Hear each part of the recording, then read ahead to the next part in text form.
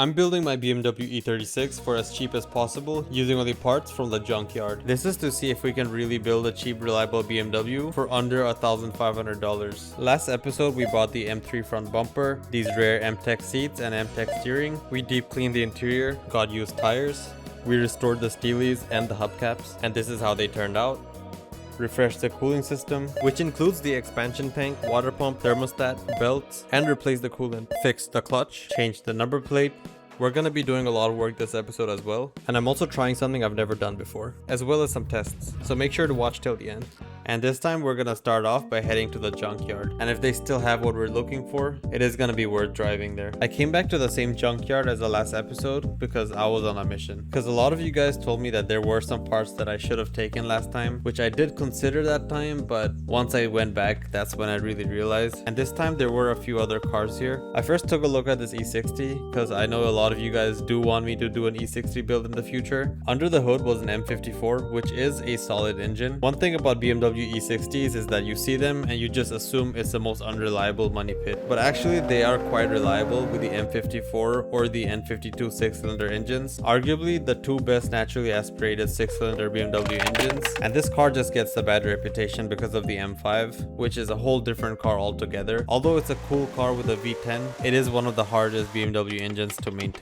Let me know if you guys do want me to build an E60. Alright, if we hit 10,000 likes, I will buy the cheapest E60 and build it for the least amount of money possible to show you guys that it is an attainable car, and you can pick them up for so cheap now. But anyways, let's go back to the junk E60. The shocks looked pretty decent, and it might be on some lowering springs. It had style 433M looking reps, which is a BMW M6 rim design. The left taillight looked pretty good as well, but the right side did have some damage and cracks on the side. Next, I took a look at the competitor of the BMW E60, the Mercedes W211 E-Class, and I do think the E60 aged far better despite being a controversial design. It still had a lot of good interior parts, and if you're like me and you like keeping these original booklets but don't have one, you could probably just pick this up for like $2. Let me know in the comments, would you take this or the E60? And nearby, as I walked over some quicksand, was the first gen Honda CR-V, and I knew exactly what I needed from it, and it's something I've been looking for a long time. And after squeezing through, you couldn't help but notice how clean this interior was. It still has an old radio in a time where every old car nowadays has an Android player. Some German cars in this era didn't even have cup holders, but in this you had a whole table to have your lunch. Very road trip friendly. But what I really wanted was at the back, but while getting there I did notice the nice rims it had. Not sure what brand or look it is,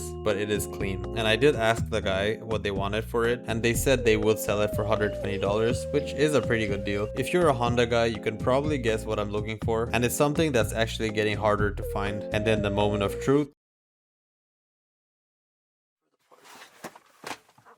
It has what I'm looking for, but I wasn't sure how to get it out. Obviously, I was trying my luck because I didn't really want to step out into the bush to open the trunk, and however, my effort was of no use. But eventually, I got it out, and yes, it's a CR-V table, and this was only $20, and these are actually worth a lot more, and we're gonna be using it a lot throughout the series. Then I spotted the blue E36 with the M43 engine from last time, and I wanted to take the electric fan. I wasn't sure if it was gonna work, but it was worth a try. He wanted $70, and I was not gonna pay that, so I offered him $34 and he disagreed, but agreed like moments later when I said I don't really need it. And he also let me take the bleed screw for free because a cheap new one I bought melted like the day after I got it. But then it was time to take what I was really here for. It was something that you guys told me to get, and I also regretted not getting it last time because I thought to myself that we'll get better options later, but I just had to come back to get it, and to my surprise it was still here. This is an AC Schnitzer rear bumper, and they are worth quite a bit, and I can't believe I didn't notice this before, but this is a real Ramos exhaust, and these are not cheap, and you guys won't believe how cheap I bought this bumper for. Also, the shocks on my car are busted, so I did take a look at the shocks on this car, and they were all firm on each side. After he took off the bumper, I was able to take a better look at the muffler, and then I gave him a horrible offer, and to my surprise, he actually did accept it. With the shocks and the muffler out of the car, it looked to be in pretty good condition. New set of absorbers would be like $250 for like the cheapest brand like Bogap, but he wanted $90 for these build style Bilsteins and Boge absorbers, and he gave me the whole strut assembly, not just the shocks, but I still got the price down even lower. And I also did take the front grille and the panel for a friend. I then took the fender lining as I don't have one on the right side, and even though it's slightly damaged, that's fine because it's better than nothing and we can try fixing it as well. And they call this a banana leaf here. The AC Schnitzer bumper was $33, the Ramus muffler was $35, the electric fan was also $35, the shock absorbers were $71, the fender lining pair was $16, and the CRV table was $17, but I won't add it to the budget. And now let's go home, clean the parts, and do a price breakdown to see how much money we actually saved. So let's start by washing the parts first. When you buy new parts, it's always clean, but with junk parts, it's always nicer to work with them when they're washed.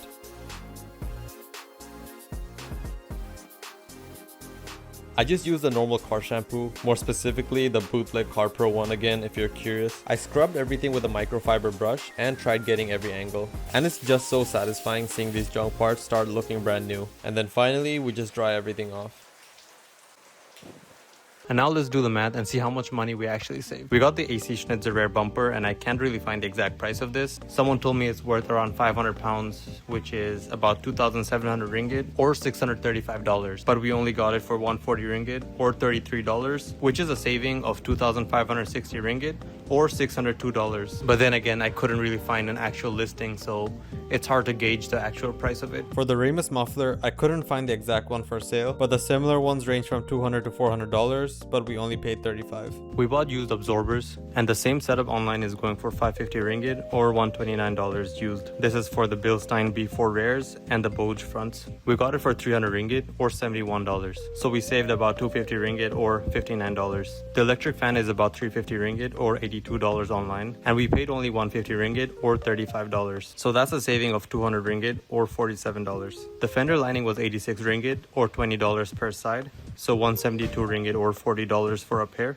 We got it for 35 ringgit or $8 per side, so 70 ringgit or $16 total. So we saved about 102 ringgit or $24. But take it with a grain of salt because I couldn't really find a proper listing for the AC Schnitzer rear bumper as well as the exhaust. But for the price we got everything, it's still an insane deal. Before installing the steering, I did buy some cheap black leather wrap for $10 because the previous owner of this had some maroon leather on it and it didn't really look that good. But with the new leather installed, let's install the steering wheel. To remove the steering wheel, you normally unbolt the torque screws at the back, but I realized that for my steering that has no airbags, you just pry off the BMW logo to reveal a 16mm bolt that holds the steering. But before taking the wheel off, make sure to leave a scratch inside to know which side is up, and then it's out with the old and in with the other old. But since mine has no airbags, I didn't really connect anything. But for this steering wheel, there is 2 Torx bolts at the back to hold the middle section. So after I bolted that up, it was done. And this just looks so good. This is before and after. Next, we're gonna restore the leather seats, and this is all we're gonna use. I've never done this before and I actually don't know what I'm doing, and this is a very cheap leather dye. So let's go ahead and restore these seats. I started by vacuuming and then scrubbing with an all-purpose cleaner to get as much of the dirt off as possible, and then I wiped it down with some IPA. I tried cleaning the fabric with a water extractor, but the dye the previous owner put on was coming off, so I put that aside for now. After that, I used a sponge to put the leather dye on while drying it in between with a hairdryer. After doing multiple layers, I finished it off with some matte clear coat for the leather because at the moment it looks way too shiny and it looks cheap. So I did the same process as before multiple times. This means applying the clear coat and then drying it, and while doing this I could see the leather dye turning matte, and this should also protect the dye.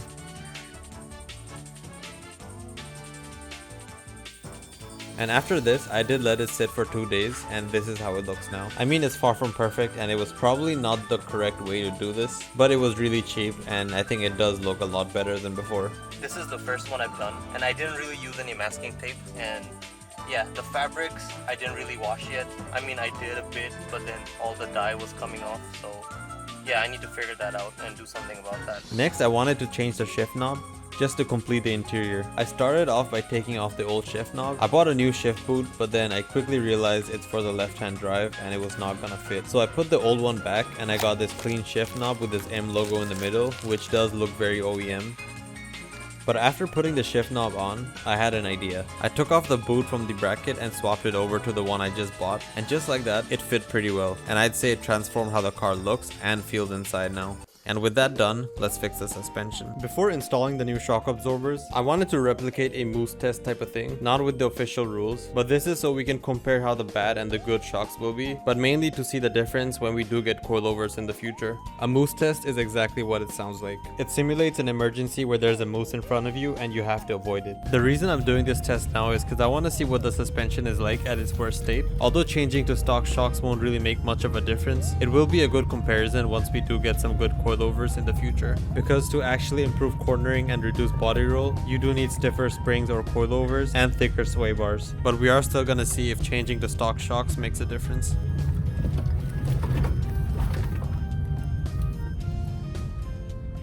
And based on this test, there was a lot of body roll, and I even knocked over a cone, which could be a skill issue. Before finishing the test with a speed bump test, while I was still here, this was a perfect time to unleash the beast that lies under the hood, also known as the M40B18 engine with all of its 111 horsepower.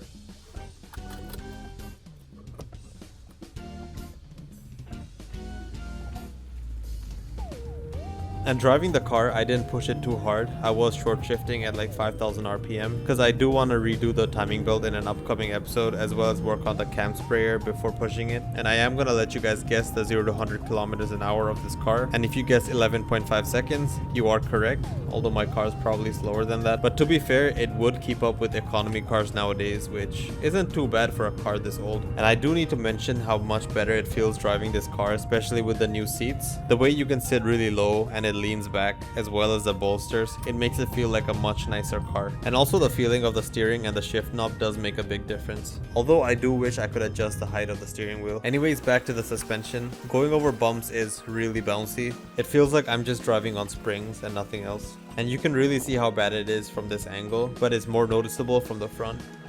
So let's go ahead and change them. Before jacking up the car, I loosened the lug nuts so we don't spin them trying to open them later. And then unbolted the 3 18 mils at the bottom with a breaker bar. And then detached the brake line and the cables from the strut. I then took off the 13mm bolts at the top and then just carefully take out the strut. It was easier in the back since it had only one bolt at the bottom, but you do want to jack up the rear trailing arm. This prevents the spring from crashing it down once you open the shock. I also had to open the carpeting and the rear speakers to access the top mounts at the back. And after taking out the bolt at the top, it was out as well. I'm gonna let you guys guess which one's the good and the bad shock absorber. This is absorber A. It had good resistance and went back up slowly. This is absorber B. This one had no resistance and it moved smoothly. You can pause the video to guess. If you picked absorber A, you were correct. That's because a shock absorber is filled with oil and gas. So when you press down on it, the piston pushes oil through small holes, which requires force, and that dampens the movement. As for the gas, it prevents the oil from cavitation or foaming, which explains why the car bounces so high as the spring is doing all the work. So it was out with the old and in with the better old. For the installation, it was just everything in reverse order. But when I was doing the front left, I faced my first problem. I lost my left nut. I left it near the strut while ratcheting a bolt, and it flew into the engine bay. Obviously, that thing just now fell to the floor, but the nut fell into the abyss. So I went back to the junkyard to get the bolts and nuts for free, and we also picked up some free light bulbs. On the E36, these are self-locking nuts, which aren't really meant to be reused, but reusing them a few times is fine as long as you torque it in. But if you want, you can use some blue Loctite. This prevents the bolt from loosening from vibrations. But after a bit of work, all the absorbers were in, and I made sure to torque all the bolts to spec, but I left the ones at the top to torque it once the car is down. But before bringing the car down, it was a good time to change the Gearbox oil. So I took the A-Class to go get some parts. I first stopped by Bavarian Auto to pick up an expansion tank for my E46 as it cracked again, and then I picked up the oil from another shop like 20 minutes away in KL. This is the Redline MT90, which is a manual transmission fluid. My specific gearbox does require ATF, but I was recommended to use this, and because it's always hot where I live, I thought I'd give it a try. But to everyone out there, just follow what's recommended. And you're also gonna need a syringe and a hose. We're gonna need this to push the fluid in later. On the gearbox, you have a fill plug and a drain plug. You always unbolt the fill plug first, because if you open the drain plug first, you're gonna be draining out all the fluid and then risk having no fluid in the gearbox if for some reason the fill plug gets stuck. So after opening the fill plug, we just have to open the drain plug, and also both the bolts are 17mm. After taking out the drain plug, I wanted to take a sample of the oil first, because depending how old the oil is, it can have some metal shavings. I flew too close to the sun and paid for it with gear gear oil on my face. After that, I just tightened it and torqued the plug to spec. I then routed a hose into the fill plug through the engine bay to make it easier. My gearbox takes about 1.1 liters, so we just fill that in using a syringe. But you basically keep pushing it in until it overflows from the fill plug. That's how you know you have the right amount. But this bottle only has 950 milliliters, so you do need more than one bottle. But before putting the car back down, I still had to put back the carpeting in the trunk, but I did give it a quick clean because if I didn't, it was gonna bother me. After lowering the car and torquing the nuts to spec, the wheel gap was massive. Not only is it because the old ones were sagging, but the ones we installed would need a bit of driving for it to settle in. At first impression, the gears shift really nicely and the suspension feels good and there's no noise. So let's go back and do the moose test. This is how the car took the corner before and after. If we compare it side by side, the body roll didn't really change and it does sit a bit higher now, but it did feel more stable around the corners and I did manage to go a bit quicker. But you're gonna see a bigger difference in the next test. Next was a speed bump test. This is before and after. Before and after. And it's more obvious from the front, so it's before and after. And for how much we spent, this was a massive success. And now was a good time to test fit the bumper to show you guys how it looks. I had to pry off these plastic trims to reveal the 13mm bolts, 2 on each side, so 4 in total. And there are some 8 and 10mm bolts on the fender lining as well, but on mine they are missing, but I took out the ones underneath. After disconnecting the fog lights, the bumper came off easily.